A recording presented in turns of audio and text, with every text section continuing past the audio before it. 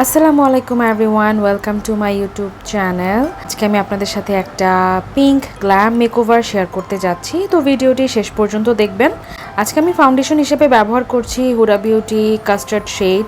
এই শেডটি medium to fair skin টোনের জন্য। চেষ্টা করবেন আপনাদের স্কিন টোনের থেকে এক শেড লাইট এই হুডা বিউটি ফাউন্ডেশনটা কিনতে, কারণ হুডা বিউটি ফাউন্ডেশনটা অনেক বেশি অক্সিডাইজ করে আমাদের স্কিনটাকে। এখানে হয়তোবা আমার ফাউন্ডেশন কালারটা অনেক বেশি লাইট দেখাচ্ছে, তবে ভিডিও শেষে দেখবেন একদম আমার স্কিন টোনের সাথে ম্যাচ হয়ে গেছে। এরপর আমি কনসিলার হিসেবে ব্যবহার করছি এলে গার্লের মিডিয়াম বেজ কনসিলারটি, এবং আমি ফাউন্ডেশনের সাথে ম্যাচ করে কনসিলারটা অ্যাপ্লাই করছি। আমি এখানে আমার ফুল স্কিন কালারটাকে সেম রাখতে চাচ্ছি। ভালোভাবে ব্লেন্ড করার পর এরপর আমি ব্লেন্ডেবল একটা কন্ট্যুর করছি আমার ফেসে। আমি কোনো হার্ড কন্ট্যুর করব না, কারণ আমি পার্সোনালি ব্লেন্ডেবল কন্ট্যুর বেশি পছন্দ করি। যেহেতু এটা সফট গ্ল্যাম মেকওভার, তো চেষ্টা করবেন কন্ট্যুর বা হাইলাইট যেটাই করেন না কেন সেটা সফট রাখতে, কারণ হার্ড করলে সেটা আর সফট গ্ল্যাম থাকে না। তো আমি এখানে একইভাবে আমার নোজটাকেও ব্লেন্ডেবল কন্ট্যুর করে নিচ্ছি। আমি হার্ড কন্ট্যুর এমনিতেও করি না। এখানে আমি লিকুইড ব্লাশ হিসাবে ব্যবহার করছি একটা ম্যাট পিঙ্ক কালারের লিপস্টিক। আপনারা যারা এরকম লিকুইড ব্লাশ ব্যবহার করতে পছন্দ করেন বা ব্যবহার করতে চান, তাদের কাছে যদি এরকম একটা ম্যাট পিঙ্ক কালারের লিপস্টিক থাকে, সেটা দিয়ে আপনারা লিকুইড ব্লাশ হিসাবে ব্যবহার করতে পারেন, যেটা আমি করেছি। এবং এটা কিন্তু লং লাস্টিং থাকবে আপনার স্কিনে। এরপর আমি আমার পুরো মেকআপটাকে সেট করার জন্য ব্যবহার করছি যে ক্যাটের মিনারেল কম্প্যাক্ট পাউডারটা দিয়ে। এটা খুবই দারুণ একটা পাউডার, ম্যাকের ডুপ বলা হয় এই কম্প্যাক্ট পাউডারটাকে।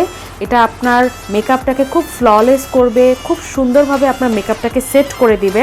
যেহেতু আমার স্কিনে পোরসের সমস্যা আছে এবং টেক্সচার বেশি বোঝা যায়, তো আমি এই কম্প্যাক্ট পাউডারটা দিয়ে আমার মেকআপটাকে সেট করে নিচ্ছি।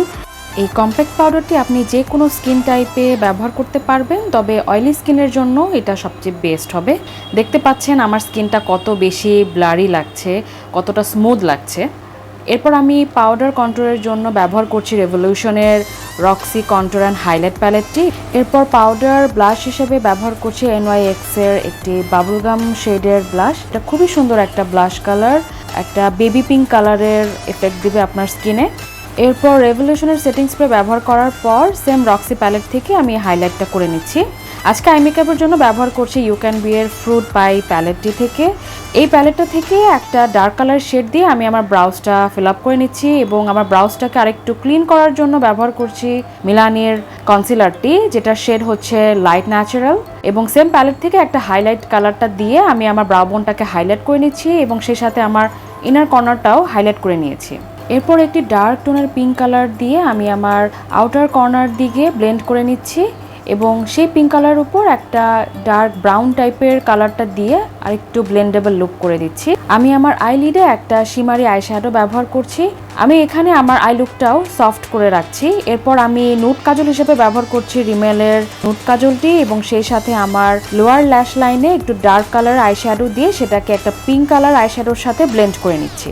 এরপর আই ম্যাজিকের জেল আইলাইনারটি দিয়ে আমি উইংস আইলাইনার ক্রিয়েট করে নিচ্ছি।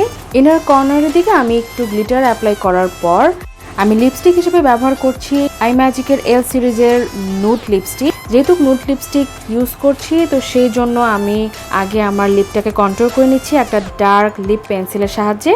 এরপর ভালোভাবে ব্লেন্ড করে নিচ্ছি নুড লিপস্টিকটার সাথে। তো এটাই হচ্ছে আজকে আমার ফাইনাল লুক। আশা করব আমার এই লুকটা আপনাদের পছন্দ হবে। যদি পছন্দ হয়ে থাকে অবশ্যই লাইক বাটনে ক্লিক করতে ভুলবেন না, আর আমাকে জানাবেন আমাকে এই লুকে আপনাদের কেমন লেগেছে। তো আজকের মতো এখানে দেখা হবে পরবর্তী নতুন একটি ভিডিওতে। সবাই ভালো থাকবেন, সুস্থ থাকবেন। আল্লাহ হাফেজ।